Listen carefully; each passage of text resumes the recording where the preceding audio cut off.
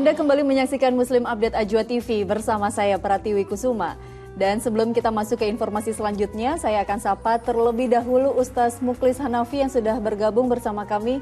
Assalamualaikum warahmatullahi wabarakatuh. Ustaz Mukhlis, apa kabarnya hari ini?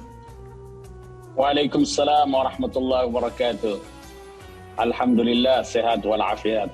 Mudah-mudahan Mbak Tiwi dan pemirsa Ajwa TV juga dalam keadaan sehat walafiat.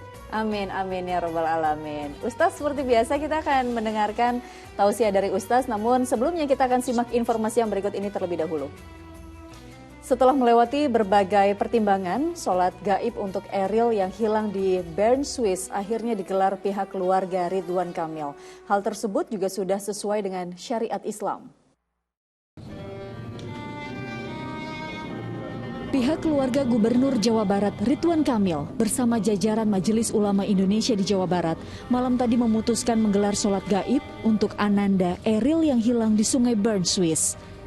Keputusan sholat gaib berdasarkan perhitungan rasional dan logika di mana pencarian sudah lebih dari 5 hari dan kondisinya belum ditemukan.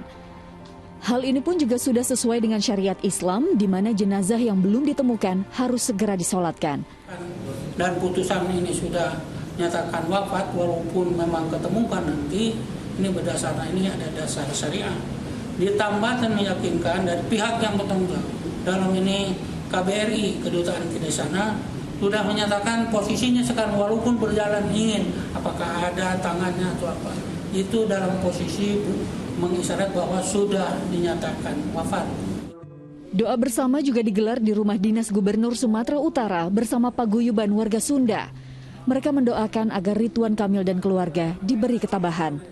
Semoga Allah menolong, membantu, memberikan yang terbaik.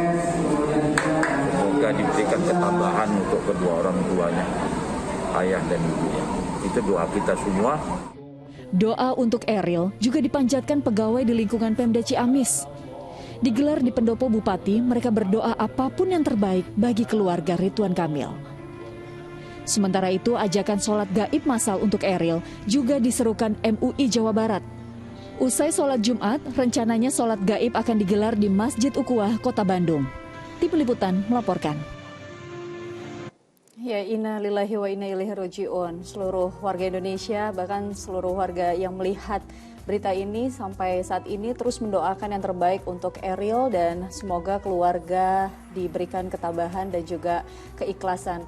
Ustaz, melihat berita tadi bahwa penyelenggaraan sholat gaib sudah dilakukan sesuai dengan syariat Islam gitu ya, dan juga sudah melalui proses logika dan juga rasional begitu. Tapi boleh kiranya jelaskan lagi kepada kita secara spesifik bagaimana sebenarnya rangkaian sholat gaib tersebut, Ustaz? Ya, kita semua turut berduka cita yang mendalam ya atas kepergian Eril. Semoga Allah Subhanahu wa taala melimpahkan rahmat dan maghfirahnya kepada almarhum dan keluarga yang ditinggalkan diberikan kesabaran ya. Dan kita semua tadi seluruh umat Islam di Indonesia ya diserukan untuk melaksanakan sholat gaib ya, terutama di wilayah Jawa Barat.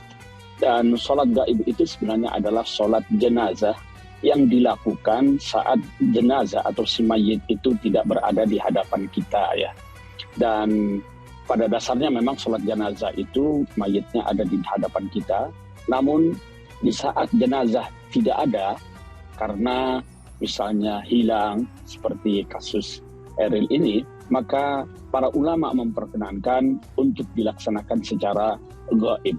Dan itu pernah dilakukan oleh Rasulullah SAW saat Raja Najasyi yang ada di Habasyah yang pernah menolong para sahabat saat hijrah ke sana.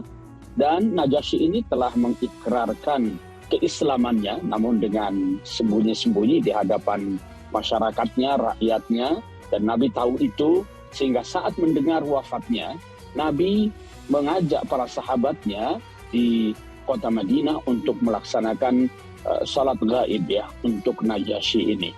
Dari situlah lalu kemudian kita mengikuti sunnah Rasulullah SAW untuk melaksanakan salat jenazah secara gaib yang sifatnya itu sebenarnya sama dengan sholat ketika jenazahnya itu ada di hadapan kita, yaitu dengan 4 takbir, diawali dengan membaca Al-Fatihah, lalu kemudian salawat Ibrahimiyah, lalu doa untuk si mayit, dan yang terakhir doa untuk kita ya, dan juga untuk si mayit itu.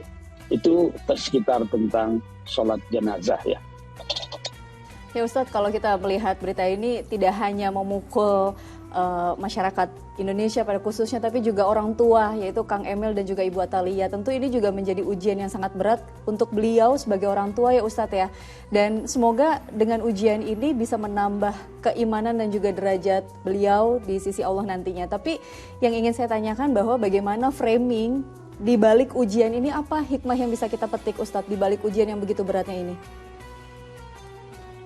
Ya, musibah Allah berikan kepada setiap kita dengan banyak hikmah ya. Tentu saja di antaranya adalah untuk menguji ya keimanan kita ini, untuk menguji kesabaran kita.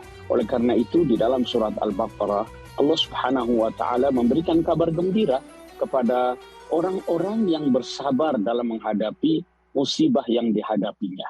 Dan hikmah dari musibah yang dihadapi seseorang itu banyak sekali.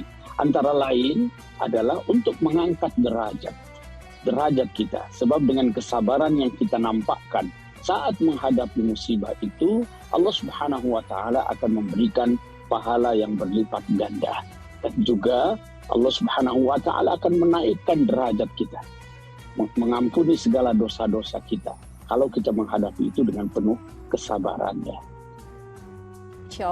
Insya Allah orang tua dari Eril, Kang Ridwan Kamil dan juga Ibu Atalia diberikan kesabaran dan juga ketabahan serta keikhlasan atas ujian yang diberikan oleh Allah Subhanahu wa taala.